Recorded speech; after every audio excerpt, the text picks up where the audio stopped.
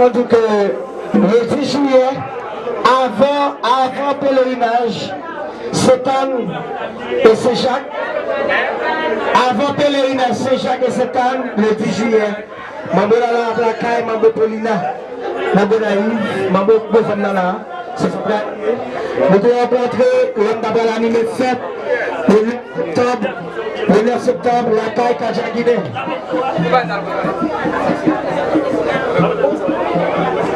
Okay. Nous allons présenter là avec les informations.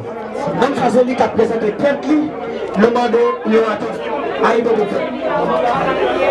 Aïbobo. Merci bien, je pense que moi, c'est la parce que pour la première fois que je visite Papa ici, oui, ce président du Papa Loco, si vous me dites ce là.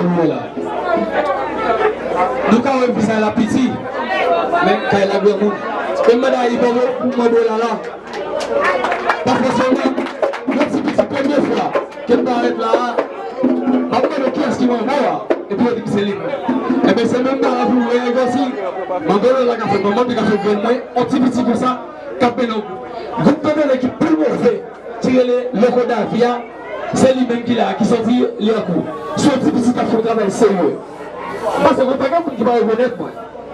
C'est la première fois qu'elle paraît là, très étonné.